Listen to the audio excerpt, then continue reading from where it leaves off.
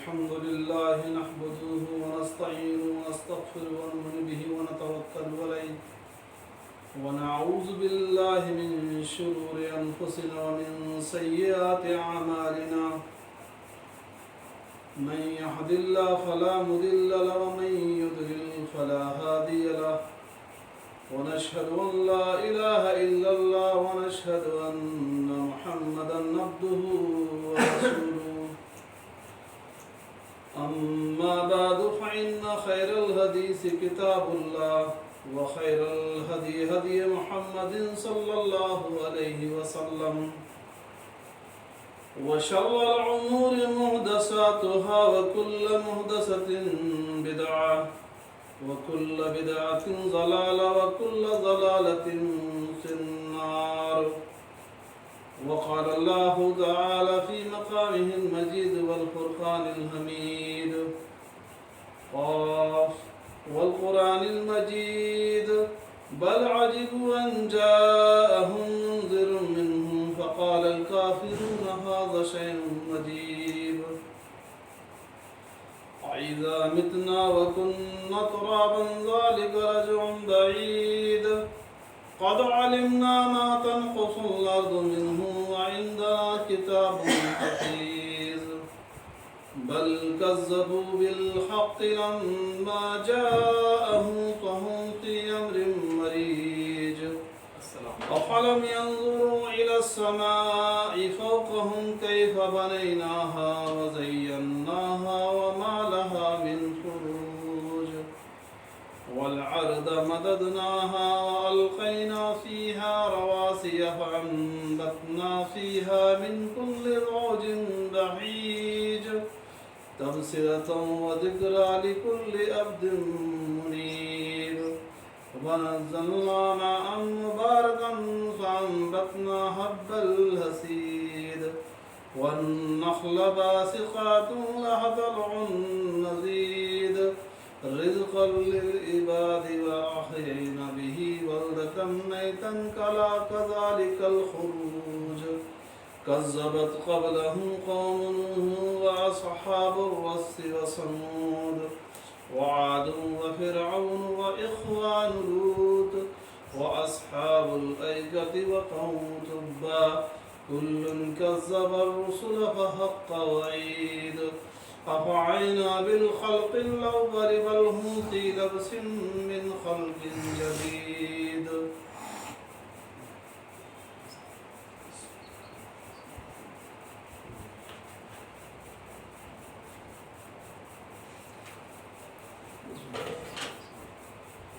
الحمد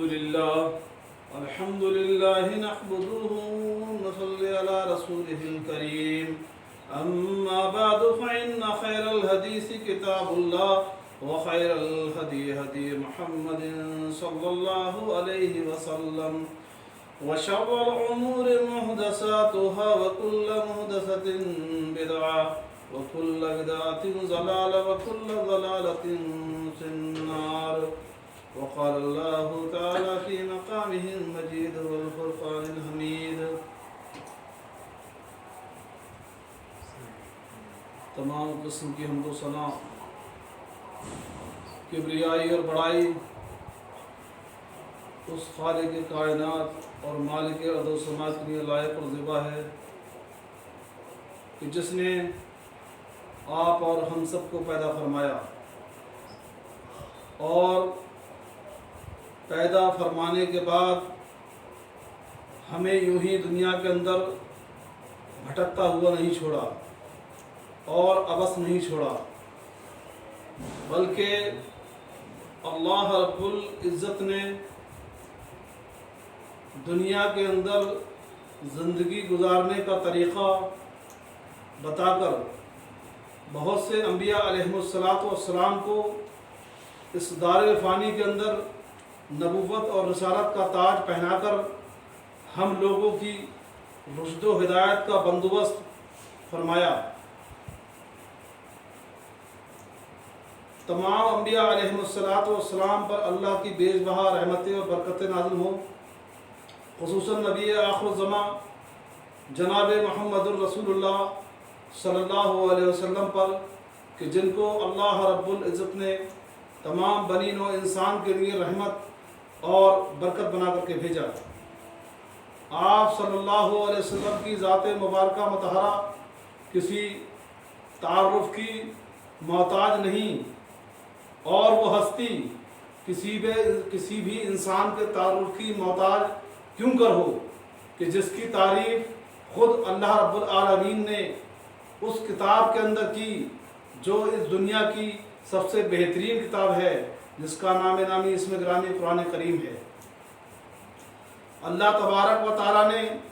جب اخلاق کا معاملہ آیا تو اللہ تبارک و تعالیٰ نے قرآن کریم کے اندر کہا لَقَدْ كَانَ فِي أُسْوَةٌ حَسَنَةٌ رسول اللہ صلی اللہ علیہ وسلم کہ اے لوگو تمہارے لیے سب سے بہترین نمونہ اور آئیڈیل جو ہے وہ نبی کریم صلی اللہ علیہ وسلم کی ذات مبارکہ ہے۔ لیکن آج ہم اگر زمانے پر یا دنیا پر نگاہ دوڑائیں تو انسانوں کی یہ حالت ہے کہ ہر انسان ہر معاملے میں اپنا آئیڈیل اور نمونہ کسی اور کو ہی بنا کے بیٹھا ہے۔ نبی کریم صلی اللہ علیہ وسلم سراپا آپ صلی اللہ علیہ وسلم کی پوری زندگی جو ہے وہ تمام مومنین مردوں اور مومنین عورتوں کے لیے آئیڈیل اور نمونہ ہے۔ نبی کریم صلی اللہ علیہ وسلم کے ذریعے سے اللہ رب العزت نے تمام چیزیں قیامت تک کے لیے واضح کر دیں، حرام اور حلال اور سنت اور بدعت۔ سنت اس چیز کا نام ہے جو نبی کریم صلی اللہ علیہ وسلم کے قول کے ذریعے سے یا عمل کے ذریعے سے یا آپ صلی اللہ علیہ وسلم کے فعل کے ذریعے سے نمایاں ہو، اس چیز کو سنت کہتے ہیں۔ اور بدعت جو ہے اس چیز کا نام ہے جو آپ صلی اللہ علیہ وسلم کے نہ فعل سے ثابت ہو، نہ قول سے ثابت ہو اور نہ عمل سے ثابت ہو۔ اسی لیے اللہ کے نبی جناب محمد رسول اللہ صلی اللہ علیہ وسلم نے ارشاد فرمایا کہ کل بدعت ضلالہ اور کل ضلالۃ فی النار، ہر بدعت جو ہے وہ گمراہی ہے اور ہر گمراہی کا ٹھکانہ جہنم ہے۔ ابھی چند دن پہلے 15 شعبان گزرا ہے، تو اس کے تعلق سے لوگوں کے اندر بڑی بدعات اور خرافات پائی جاتی ہیں۔ کچھ لوگ یہ کہتے ہیں کہ اس رات کے اندر فیصلے ہوتے ہیں، کچھ لوگ یہ کہتے ہیں کہ اس رات کے اندر روزیاں تقسیم کی جاتی ہیں، کچھ لوگ یہ کہتے ہیں کہ اس رات میں جو ہے اتنے ہزار لوگوں کی بخشش ہوتی ہے۔ حالانکہ یہ سب باتیں جو ہیں غلط ہیں۔ اللہ کے نبی جناب محمد رسول اللہ اور خاص طور پہ کچھ لوگ جو ہے اس مہینے کے اندر 15 شعبان کا جو ہے وہ روزہ رکھتے ہیں، مطلب جو ہے ثواب کی نیت سے۔ حالانکہ اماں عائشہ رضی اللہ تعالیٰ عنہ ارشاد فرماتی ہیں کہ نبی کریم صلی اللہ علیہ وسلم رمضان المبارک کے علاوہ جو سب سے زیادہ آپ صلی اللہ علیہ وسلم روزے رکھتے تھے وہ شعبان کے اندر روزے رکھتے تھے۔ آپ صلی اللہ علیہ وسلم نے شعبان کے مہینے کے اندر کوئی فکس ڈیٹ جو ہے متعین نہیں کی کہ آپ کو صرف 15 شعبان کا ہی روزہ رکھنا ہے۔ بہت سے صحابہ اکرام سے یہ روایت آتی ہے کہ اللہ کے نبی جناب محمد رسول اللہ صلی اللہ علیہ وسلم شعبان کے مہینے میں سب سے زیادہ روزے رکھتے تھے، یہاں تک کہ آپ رمضان تک کو پا لیتے۔ لیکن آج لوگوں کی گمراہی کا یہ عالم ہے کہ لوگ اپنے بناوٹی اور کچھ ضعیف احادیث کے جو ہے اوپر چلتے ہوئے یہ شعبان کا جو 15 شعبان کا روزہ جو ہے وہ رکھتے ہیں۔ میرے عزیزوں، میرے دوستو، اگر آپ اس شعبان کے مہینے کے اندر متواتر روزے رکھتے ہیں اور 15 شعبان بھی اس کے اندر شامل ہو جاتا ہے تو اس کے اندر کوئی حرج نہیں ہے، کوئی بھی حرج نہیں ہے۔ لیکن خاص طور سے شعبان کے مہینے میں صرف 15 تاریخ کا روزہ رکھنا یہ بدعت ہے اور نبی کریم صلی اللہ علیہ وسلم سے یہ چیز جو ہے ثابت نہیں ہے۔ تو ہمیں اس بات پر غور کرنا چاہیے کہ جو بھی ہم عمل اپنی زندگی کے اندر کریں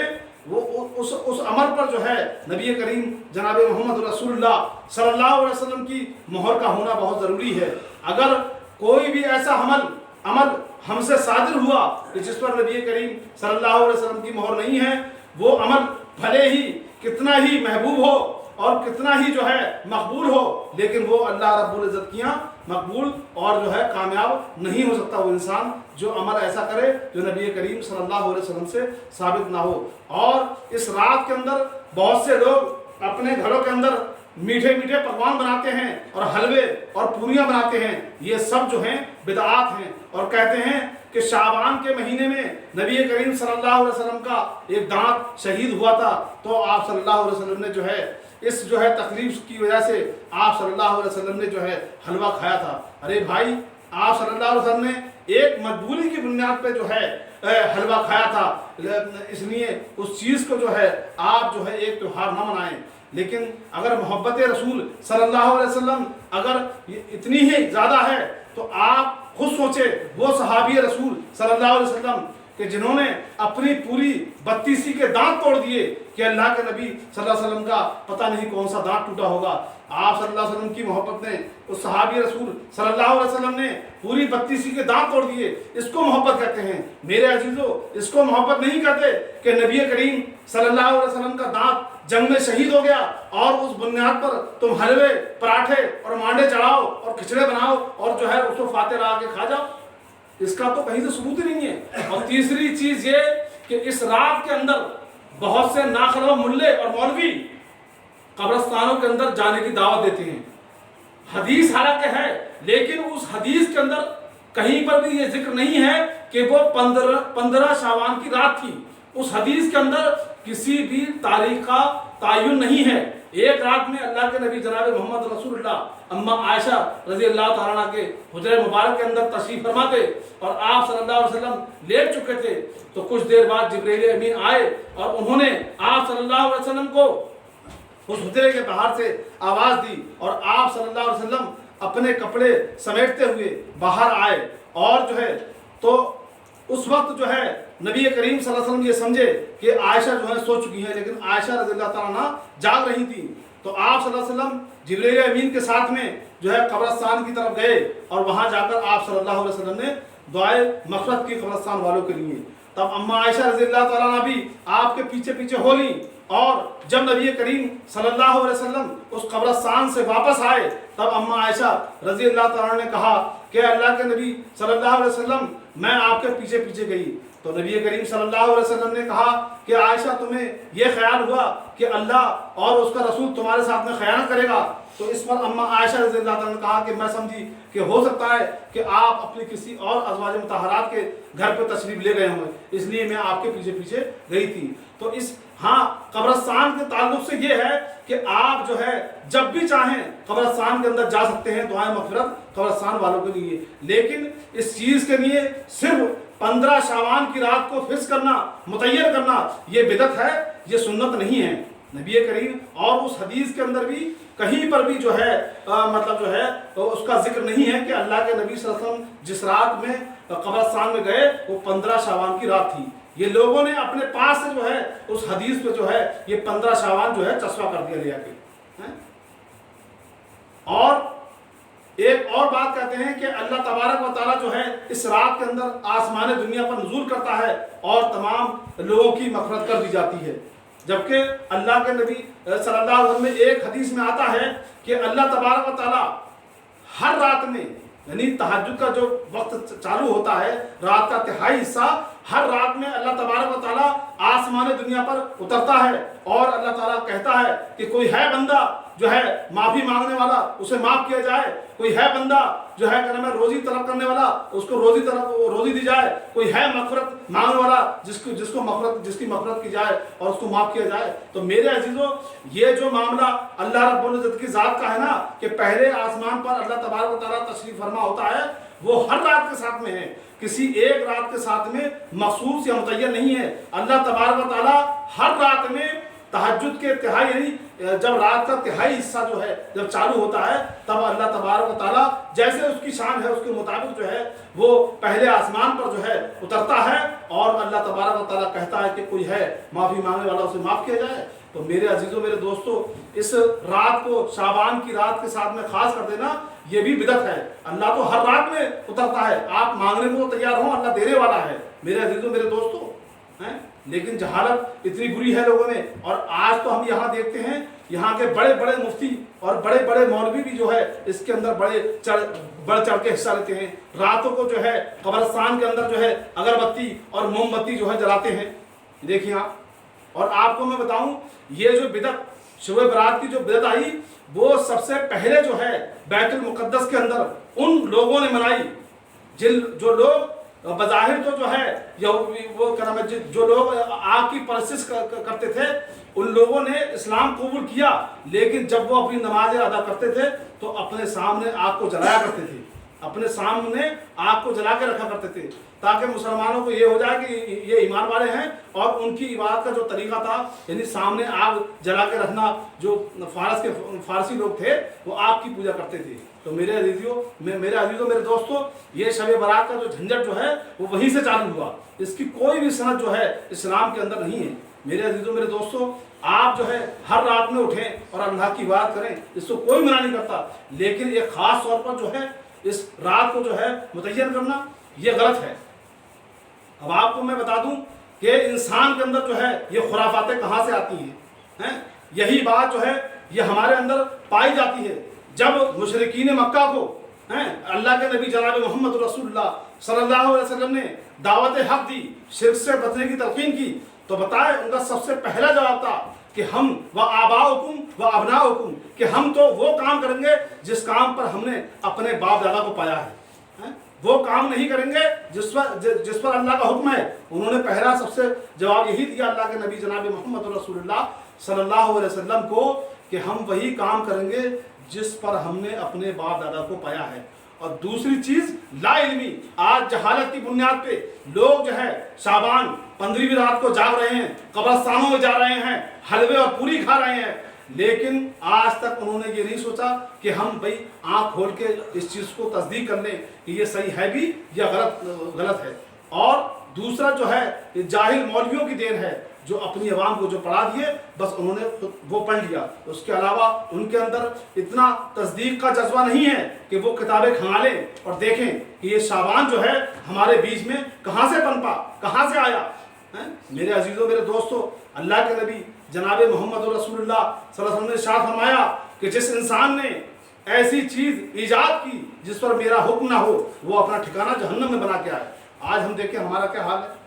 آج ہم دنیا کے معاملات میں جب ہم کوئی کام کرتے ہیں تو اس کام کے تحت آنے والی تمام چیزوں کی کھنگال اور چھان بین کرتے ہیں, لیکن افسوس اس بات پر ہوتا ہے کہ دین کے معاملے میں کوئی بھی مولوی, کوئی بھی ملا ہمیں جو بھی جو ہے علم بلم کھلا دے گا ہم اس کو کھا لیتے ہیں. اور آج تک ہمارے اندر جو ہے پوچھنے کی ہمت نہیں ہوتی. اور یہاں تو بھائی پوچھ ہی نہیں سکتا کیونکہ یہاں کے مولوی اور مفتی اتنے خطرناک ہوتے ہیں جیسے ایک آئٹم بم ہو ابھی پھٹ جائے گا, اتنے خطرناک ہوتے ہیں. اگر ان سے کوئی سوال کیا جائے نا تو بھائی جان آپ کے اوپر چڑھ جائیں گے. یہ بتاؤں یہ کس بنیاد پہ؟ یہ جہالت کی بنیاد پہ. وہ یہ نہیں چاہتے کہ عوام تک جو ہے اچھی بات پہنچے, عوام جو ہے اچھے کام کرے. وہ عوام کو ایسے ہی الٹے سیدھے مسئلوں میں الجھائے رکھنا چاہتے ہیں تاکہ ان کی روٹی اور بوٹی کا انتظام ہوتا رہے.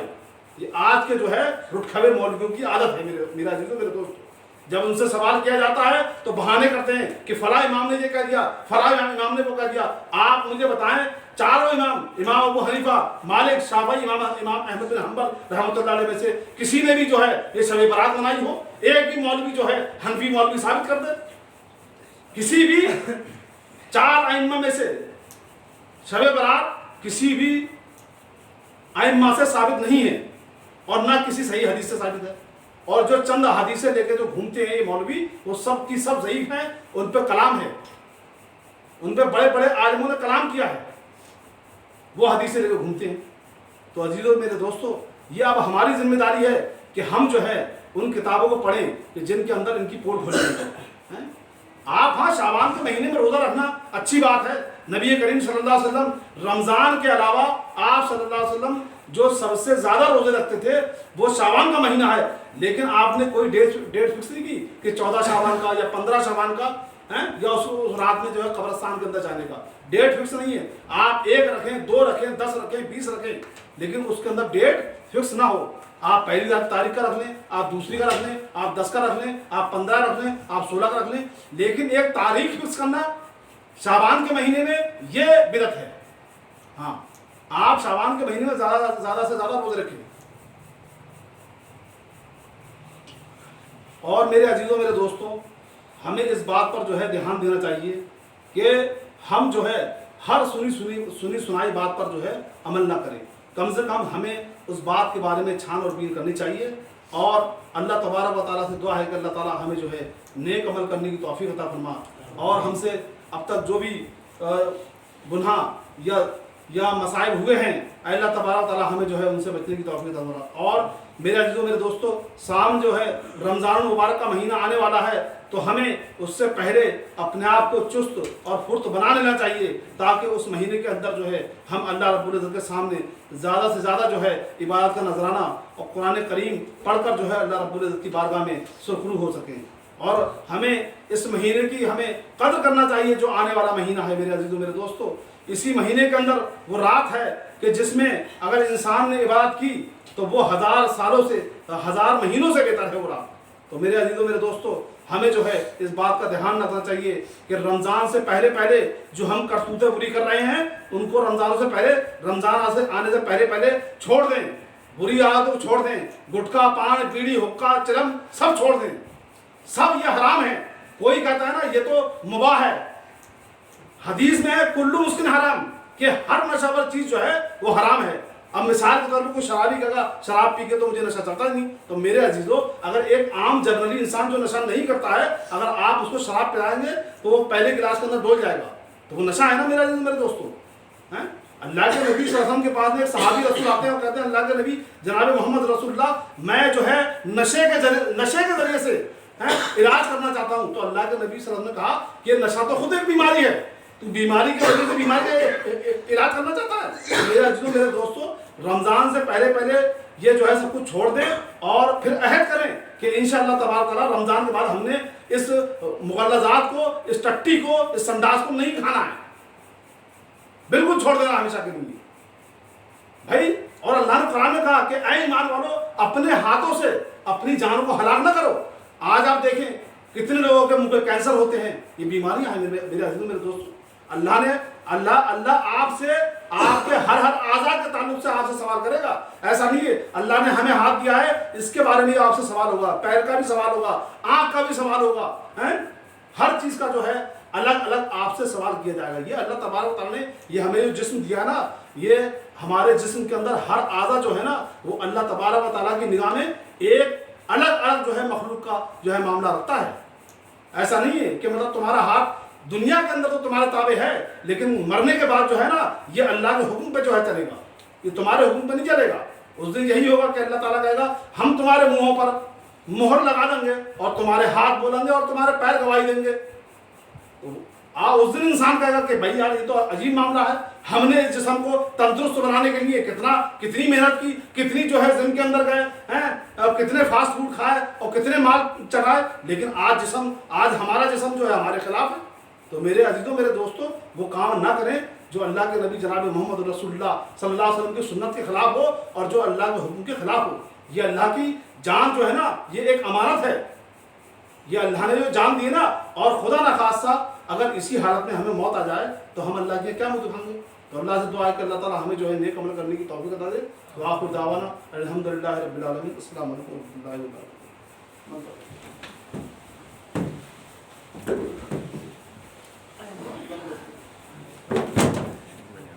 جی الحمد اللہ اکبر اللہ اکبر اشہد ان لا الہ الا